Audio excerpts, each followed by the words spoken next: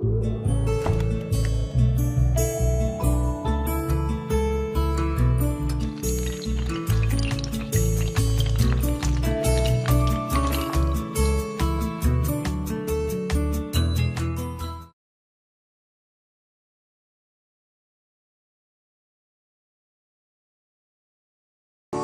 1. Tom and the Fence. Tom? Tom? There was no answer. Where is that boy? Tom? Aunt Polly looked under the bed, but she only found the cat. Tom! She cried. Then she heard a noise behind her. A small boy ran past, and she stopped him with her hand. What are you doing, Tom? She asked. Nothing. Nothing. Look at your hand and your mouth. I told you not to eat the jam. Oh, Aunt Polly, look behind you. The old lady looked, and Tom ran away. Aunt Polly was surprised, and then she laughed. Oh, I never learn. Tom always plays tricks on me, and I never learn. I love Tom. He's my sister's child. She's dead. But it's not easy to look after him. Tomorrow is Saturday, and there's no school. But Tom must work tomorrow. He hates work, but he must do it. Tom lived in the small village of St. Petersburg with his Aunt Polly, his brother Sid, and his sister Mary. The summer evenings were long, and in the evenings, Tom liked walking around the village. One evening, he saw a big boy in front of him. The boy was a stranger. Tom was surprised because he did not see new people often. This boy had very nice, expensive clothes. He's got shoes, a new shirt and a tie, and it's not Sunday, Tom thought. My clothes are old and ugly. Tom looked at him, and the big boy looked at Tom. Tom did not like him. Finally he said, I can beat you. Why don't you try? Said the boy. Well, I can. Said Tom. No, you can't. Yes, I can. There was silence. You're afraid, Said the boy. I'm not afraid. Said Tom. Yes, you are. No, I'm not. There was more silence. Then Tom pushed the boy, and the boy pushed Tom. Soon they were on the ground. Tom pulled the boy's hair and hit him hard. They both fought a lot. The big boy was angry and started crying. Stop! He said. Stop! Now that will teach you something, Said Tom. Tom arrived home late, and he was very dirty. When Aunt Polly saw his dirty clothes, she thought, What can I do with this boy? Well, tomorrow is Saturday, and he must work. Saturday morning was beautiful and sunny. It was summer, and the world was happy. Tom sat in front of the fence and looked at it. It was 30 yards long and 9 feet high. He was very unhappy. It's Saturday, and I must paint this long fence. All my friends will laugh at me, he thought. He put his long brush in the white paint and started painting. He stopped and looked at his work. Then he continued painting. After a few minutes, he had a great idea. He continued painting the fence. He saw his friend Ben Rogers in the street. Ben had an apple in his hand. He came to look at the fence. You're working for your aunt, Said Ben. Tom said nothing. He continued painting. I'm going swimming, but you can't come with me. You're working, Said Ben. Do you call this work? Asked Tom. Of course it's work. You're painting a fence, Said Ben. Maybe it's work, but maybe it isn't. I like it. Said Tom. I can swim every day, but I can't paint a fence every day. Ben watched Tom. He painted slowly and carefully. He often stopped and moved back from the fence. He looked at his work and smiled. Ben was suddenly interested in the fence and said, Let me paint a little, Tom. Tom thought for a moment. I'm sorry, Ben. Aunt Polly wants me to do it because I'm very good at painting. My brother Sid wanted to do it, but he's not good at painting. Oh, please, Tom. Please, can I paint? I'm good at painting, too. Here, you can have some of my apple. No, Ben, I can't. Then take all of my apple. Tom was happy, but he did not smile. He gave Ben the brush and sat down to eat the apple. Tom's other friends came by. At first they laughed at him, but soon they all wanted to paint the fence. Billy Fisher gave Tom a kite, and Johnny Miller brought him a dead rat. His other friends gave him an old knife, a cat with one eye, an old blue bottle, an old key, and other interesting things. His friends painted the fence, and Tom now had a lot of interesting things. He went back home. Aunt Polly, can I go to play now? When Aunt Polly saw the beautiful white fence, she was very happy. She gave Tom a big apple and said, Yes, go and play, but don't come home late. Chapter 2. Tom and Huck. The next day was Sunday. Tom wore his clean Sunday clothes. He hated this. Tom, Sid, and Mary always went to Sunday school on Sunday morning. But Tom was not a good student and never listened to the teacher.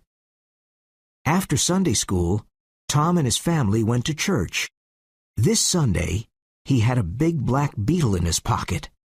When the Reverend started speaking, Tom took the black beetle out of his pocket.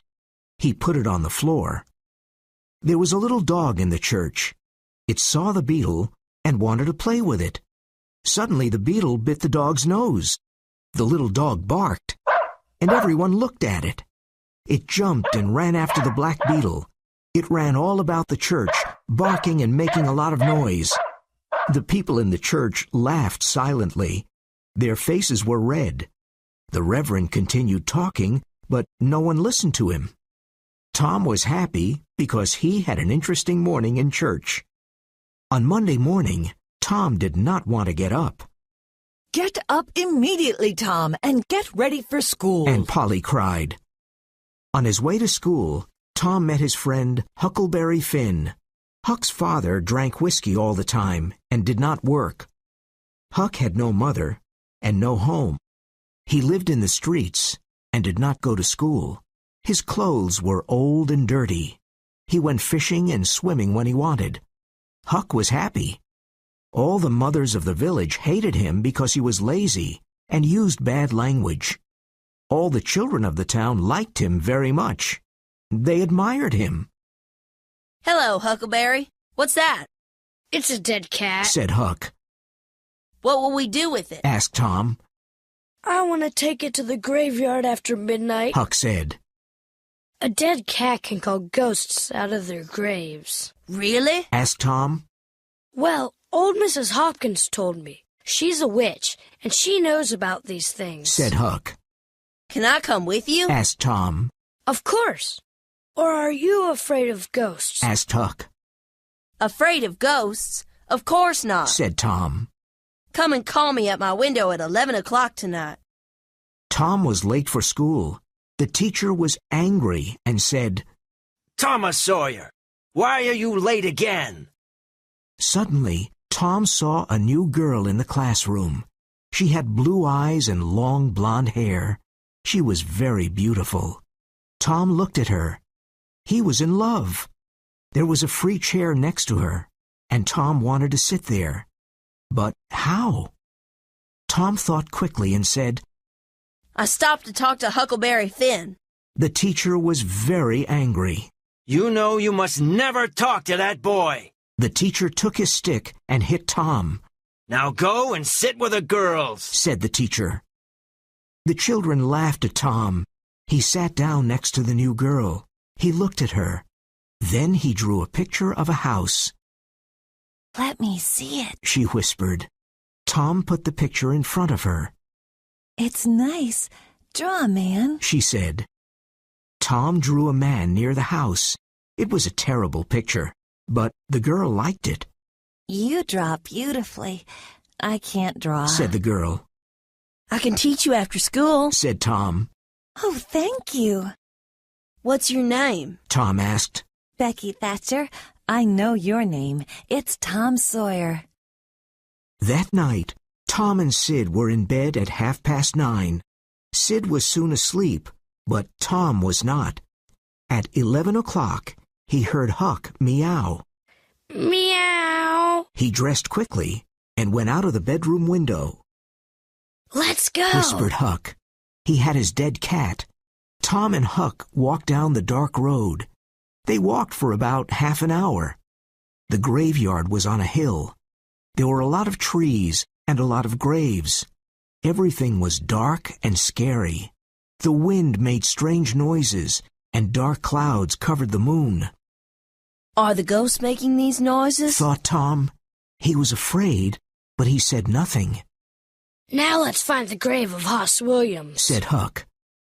They soon found the grave. Here it is. He died last week, Said Huck. Do you think Hoss Williams can hear us? Asked Tom.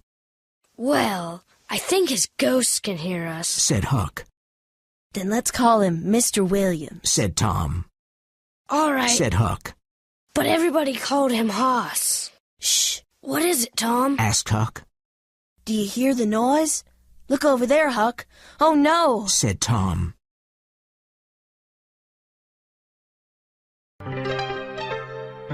Chapter 3. The Graveyard.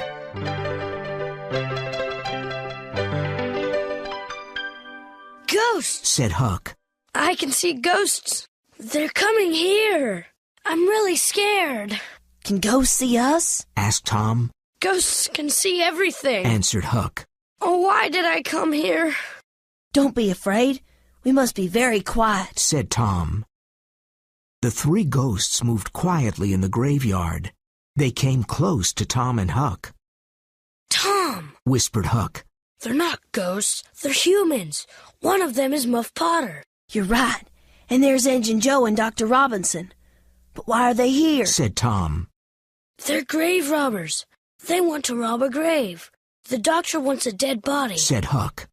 But why? Asked Tom. He cuts bodies and studies them. My father told me about Dr. Robinson. Said Huck. The three men were at Hoss Williams' grave. Injun Joe and Muff Potter started digging. Soon the grave was open. They found the dead body and pulled it out of the ground.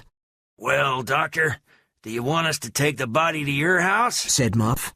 You must give us $5. What? Said Dr. Robinson angrily. I paid you this morning. I'm not giving you more money. I want more money, Doctor. Said Injun Joe. 5 years ago I came to your father's house. I asked you for something to eat. You gave me nothing. I still remember that. Now you must give me more money.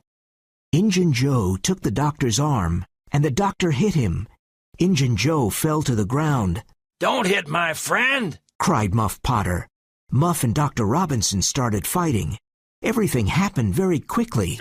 Dr. Robinson hit Muff Potter on the head. Muff fell to the ground.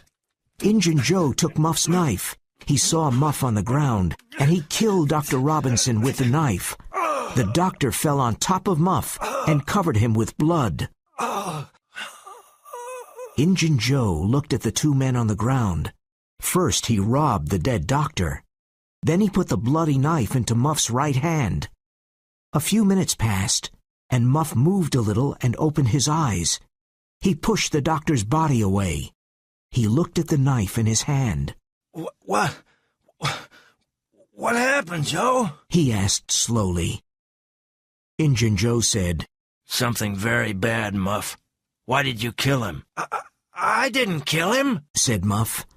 He was very confused. I drank too much whiskey last night.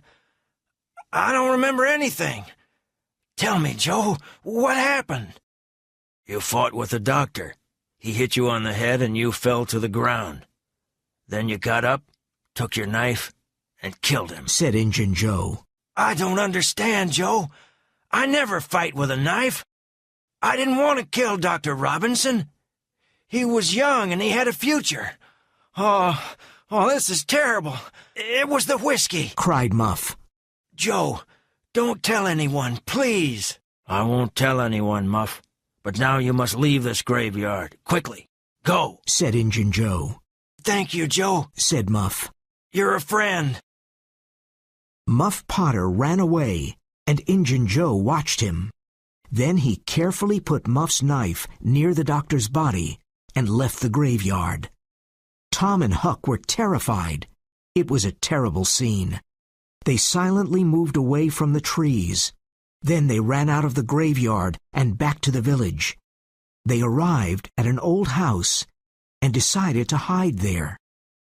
What are we going to do? Asked Tom. We saw everything. Injun Joe killed the doctor. What can we do? We can't tell anyone, said Huck. Injun Joe is dangerous. I'm afraid of him. Do you want a knife in your heart? I'm afraid of Injun Joe, too, said Tom. You're right. We can't tell anyone about Injun Joe. Promise not to tell anyone, said Huck. I promise, said Tom.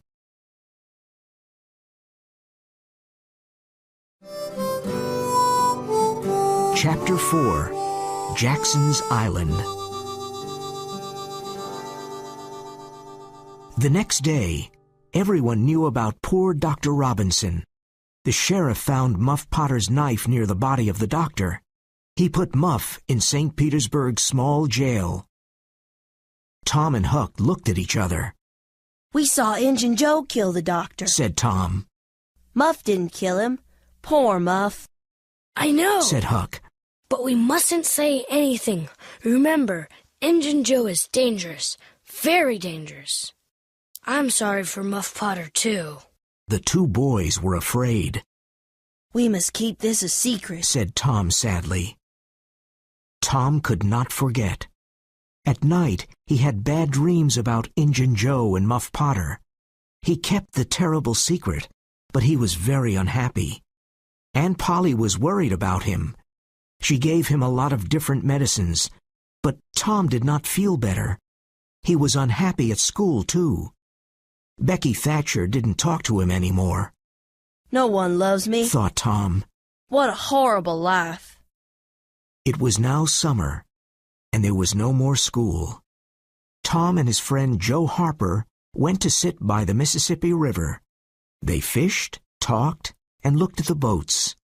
One day, Tom said, Let's go do something exciting. Okay, said Joe. but where can we go, and what can we do? Let's run away. We can go and live on Jackson's Island. We can be pirates. A pirate's life is exciting, said Tom. Jackson's Island was a small island in the Mississippi River. It was about 3 miles south of St. Petersburg. No one lived on the island. Huckleberry Finn can come with us, too, said Tom. Remember, Joe, don't tell your mother, father, or anyone about our adventure. Go home and bring some food. We'll meet here at midnight. Tom and Joe were excited. At midnight, the 3 boys met on the river. Tom brought some meat to eat. Joe brought some bread, and Huck brought a frying pan. They found a small raft, and they went down the river to Jackson's Island. When they arrived on the island, they made a fire and cooked some meat. This is fun, said Joe. We're free, and we can do everything we want, said Tom. What do pirates do? Asked Huck. They go on ships and take the money. Then they go to an island and hide it in a secret place, said Tom. The 3 boys were happy and slept under the stars. The next morning, they went swimming in the river. Then they went fishing. They cooked the fish on the fire and ate it. It was delicious. After breakfast, they walked around the island and went swimming again. In the afternoon, they sat around the fire and ate some meat. Suddenly, Tom said, Can you hear a strange noise? Listen. What is it? asked Joe. Let's go and see, said Huck. They ran to the river.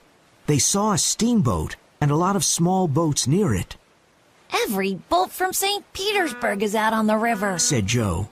What's happening? They're looking for a dead body, said Huck. The same thing happened last summer when Bill Turner fell into the river and drowned. Who are they looking for this time? asked Joe. Tom thought for a moment and said, I know. It's us. They think we drowned. The three boys felt like heroes and laughed. The people of St. Petersburg are looking for us. They're talking about us. We're famous, said Tom happily.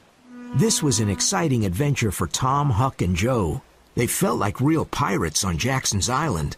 The boats and the steamboat went away. The boys went fishing again and had fish for dinner.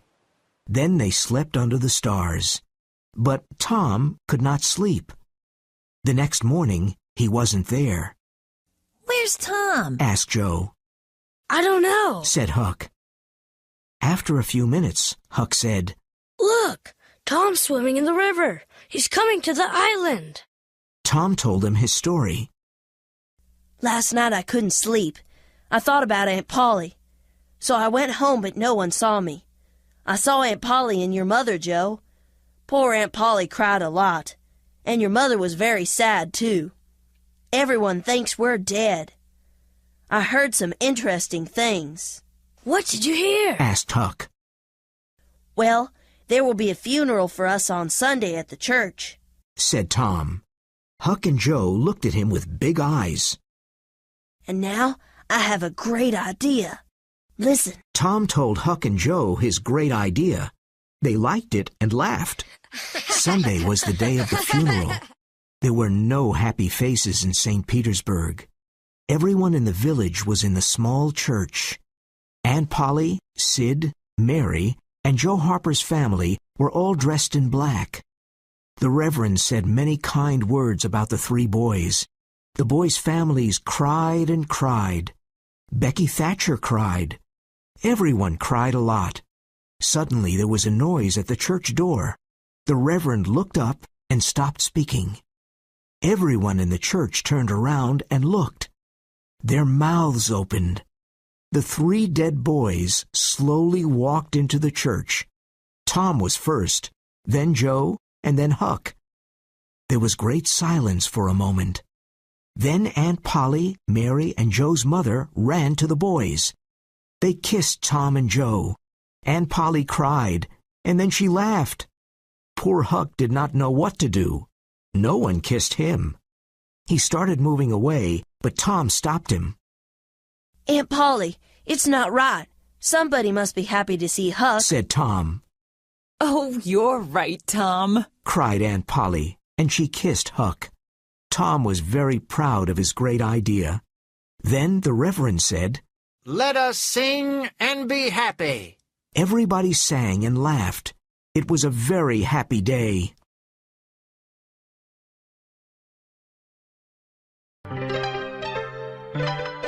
Chapter 5. The Trial.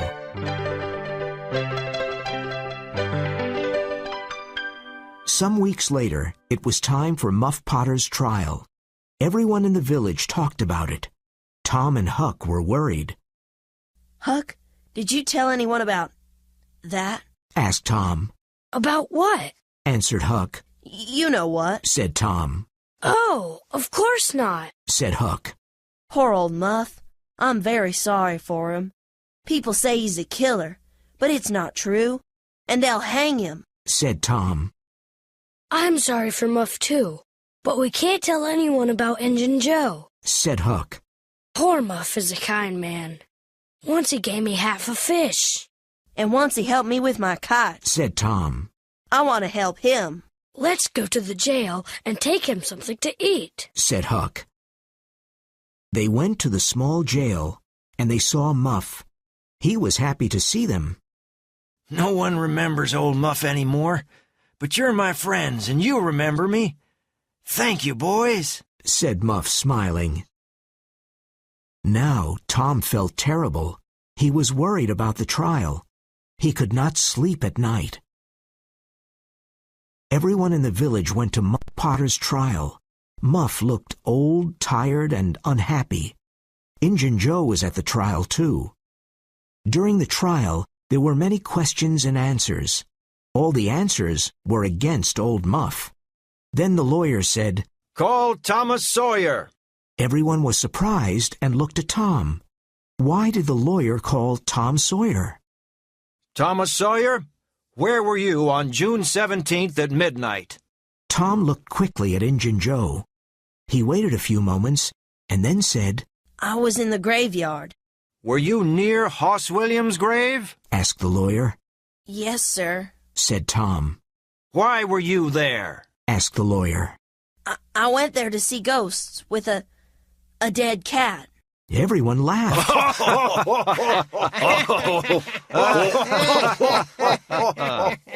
What did you see in the graveyard? Tell us what happened, said the lawyer. Tom told his story, and the people of St. Petersburg listened to him.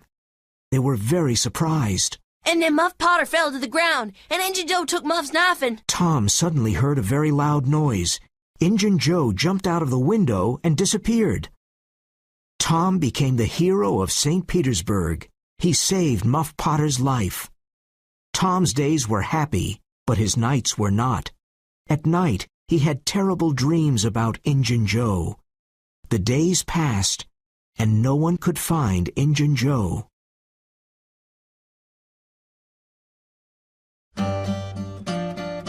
Chapter 6. The Haunted House. Every young boy wants to find a treasure, and Tom did too. One hot summer day, he told Huck about his idea. Where can we look for a treasure? Asked Huck happily. Robbers put treasure under old trees or in old houses. We can start digging under the old tree on Cardiff Hill. Come on, let's go. The boys went to Cardiff Hill and started digging. It was a hot day, and they dug for a few hours. There's nothing under this tree, said Huck. I'm hot and tired, said Tom. Let's go to the haunted house. Nobody lives there. But haunted houses have ghosts, said Huck. Ghosts only come out at night. It's daytime now, said Tom. Well, all right, said Huck. They went to the haunted house. It was an old, lonely place. There was silence all around. They were both afraid of this strange place. They entered quietly and looked around. Everything was old and broken. No one lived there. They looked in all the rooms downstairs and upstairs. But there was no treasure, and there were no ghosts. Tom and Huck were upstairs. Shh, said Tom. What is it? Do you hear ghosts? Whispered Huck. No, don't move, said Tom. Let's sit down on the floor. There were holes in the floor, and they could see the rooms downstairs. Oh no, whispered Tom. There are two men downstairs. One was an old Spanish man with long white hair and a big hat. The other man was small and wore dirty clothes. Let's listen to them, whispered Tom. The two men sat on the floor. It's hot in here, and I'm tired, said the old Spanish man. When the boys heard his voice, they were terrified. That's Injun Joe, whispered Huck. The boys' faces became white. What are we going to do with the $650 in silver coins? That was a good robbery, said the small, dirty man. Let's take about $30 with us now and hide the bag here. We can come back to get it soon, said Injun Joe. The small, dirty man moved a big stone in the fireplace and pulled out a bag. He took some money from the bag. Injun Joe started digging near the fireplace with his knife. Tom and Huck watched with excitement. There was a real treasure downstairs. $600 was a wonderful treasure for two young boys. Suddenly, Injun Joe stopped digging. There's something here. I think it's a box, he said. He found an old box and opened it. It's money, cried Injun Joe. Look, there are lots of gold coins. The two men looked at the coins and smiled. The box was full of gold coins. Tom and Huck smiled too. This is the treasure of the old Merle family. Now, it's ours, said Injun Joe. Where can we hide this gold? Asked the small man. Can we put it back under the stone? Yes, said Injun Joe. No. The stone isn't a good place. Someone may find it. Let's put it under the cross tonight. When it was dark outside, the two men took the silver and gold away. Tom and Huck did not follow them because they were afraid of Injun Joe, but they wanted to find the cross and the treasure. Where was the cross?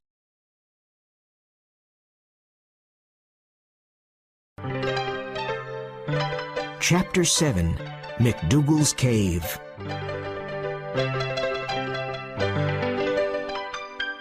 It was Becky Thatcher's birthday on Saturday, and all of Becky's friends were happy and excited.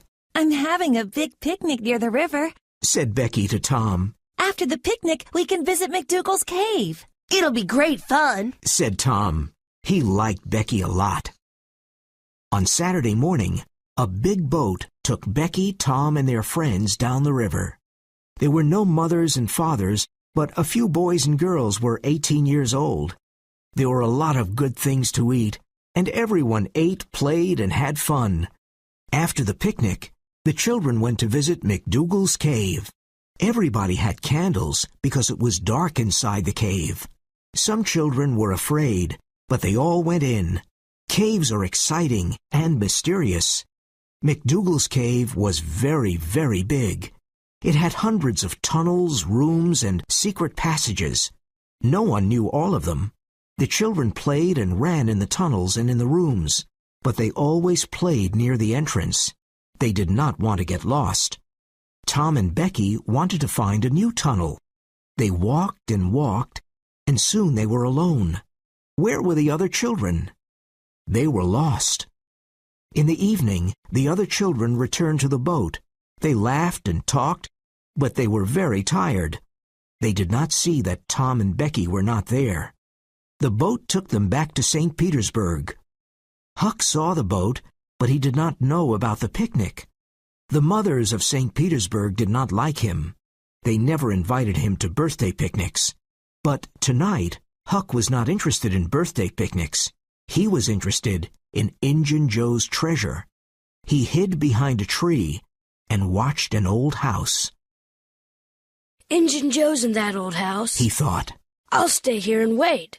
When he comes out, I'll follow him and I'll find the treasure. It was late and very dark. Soon, two men came out. It was Injun Joe and his friend. Huck followed them quietly.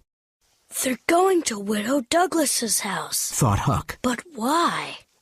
Suddenly the two men stopped. Injun Joe said, "Many years ago, Widow Douglas's husband was very cruel to me. Now, I want to hurt the widow. I want to cut her face, her nose, and her ears. And you must help me." Oh, please don't kill her, said his friend. Injun Joe laughed. Huck heard this and wanted to run away, but he remembered that Widow Douglas was kind to him. I must help her, thought Huck. These men want to kill the poor old woman. Huck ran quickly to Bill Welsh's house. Mr. Welsh, help! Help! Mr. Welsh opened the door. Mr. Welsh, please help me. Two men want to kill Widow Douglas. Mr. Welsh and his sons took their rifles. They ran to the widow's house. Suddenly there was a loud shot. Injun Joe and his friend escaped, but the widow was not hurt. The next morning, Huck returned to see Mr. Welsh. "You're a courageous boy, Huck," said Mr. Welsh. "You saved the widow's life. The two men escaped, but we'll find them. Sit down and have breakfast with us." Huck was happy because he saved the widow's life. And now he had new friends, Mr. Welsh and his family.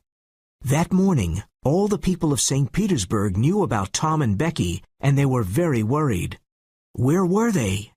Tom and Becky were lost in McDougal's cave. They did not know what to do.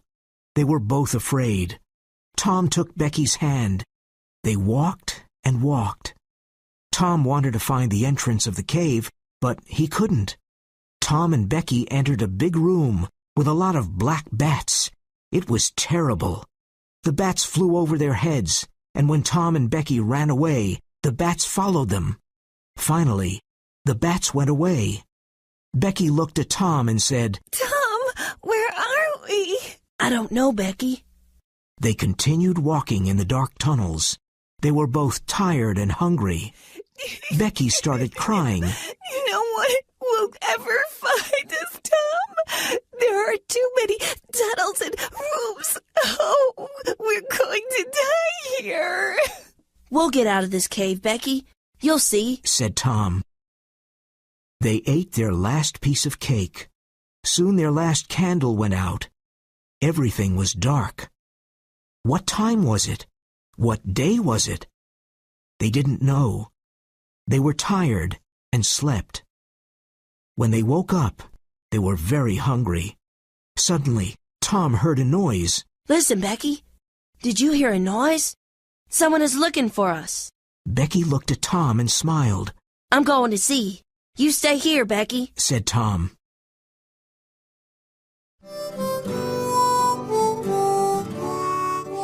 Chapter 8. The Treasure. Tom went into the dark tunnel. He saw a light and heard a noise. Who is looking for us? He thought. Suddenly, he saw a hand with a candle. Then he saw a man. It was Injun Joe. Tom was terribly scared, but it was dark, and Injun Joe did not see Tom. Injun Joe went away quickly. Tom returned to Becky, but he did not tell her about Injun Joe. She was very weak. It was Tuesday, and in St. Petersburg everyone was worried. Where were Tom and Becky? Many people from the village went to the cave and looked for them, but they could not find them. Mrs. Thatcher became very ill, and Aunt Polly's hair became white. Then, on Tuesday night, there was a lot of noise in the streets of St. Petersburg. They're here. They're here. Becky and Tom are They're here. Becky and Tom are here. Cried the people happily. No one went to sleep that night. Everyone listened to Tom's story about his adventure in the cave. We were lost for a long time. We were hungry and scared. Then I remembered the string in my pocket. I used the long string to help me. I went down many tunnels, and I always returned to Becky because I followed the string. Then I found another entrance to the cave. It was very small, and it was near the river. Tom and Becky were happy, but very tired and hungry. Becky stayed in bed for many days because she was weak. Tom stayed in bed for a few days too. Sometime after the adventure in the cave, Tom went to visit Becky. Mr. Thatcher asked Tom, Do you want to go to the cave again? Oh, I'm not afraid of the cave, said Tom. Well, nobody is going into the cave again. There are big doors in front of the entrance now, and I have the keys, said Mr. Thatcher. What? Tom's face became white. Is something wrong, Tom? Asked Mr. Thatcher. Injun Joe's in the cave, cried Tom. Many men from St. Petersburg went to the cave and opened the big doors. They found Injun Joe on the ground. He was dead. After Injun Joe's funeral, Tom went to see Huck. Now that Injun Joe's dead, we'll never find the money, said Huck sadly. Listen, Huck, said Tom. I know where the money is. Really? Asked Huck with big eyes. The money is in the cave. I saw Injun Joe in the cave. Why was he in the cave? Because he took the money there, said Tom.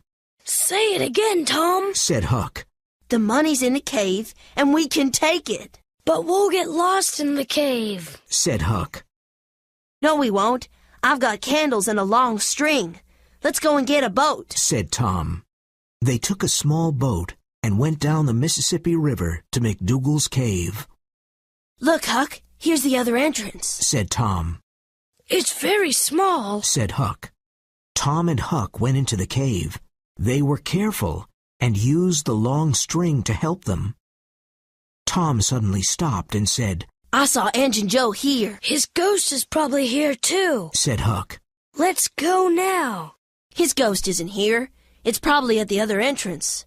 Well, all right, but let's hurry, said Huck. Tom looked around slowly and then cried, Look, here's the cross. There was a black cross on the wall of the cave. You're right. It's the cross, said Huck. Let's dig under the cross. They dug and dug. Finally, they found a small room. There was a small bed, some old candles, and a few bottles. And there was the treasure box. They opened it and saw the gold and silver coins.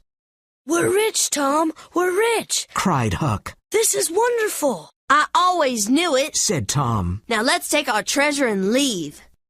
They followed the long string and were soon out of the cave. The two boys took their treasure to Aunt Polly's house. A lot of people in St. Petersburg saw the boys and the treasure. They followed them to Aunt Polly's house. Aunt Polly was surprised to see the boys and all the people. Tom, what's in that old box? She asked.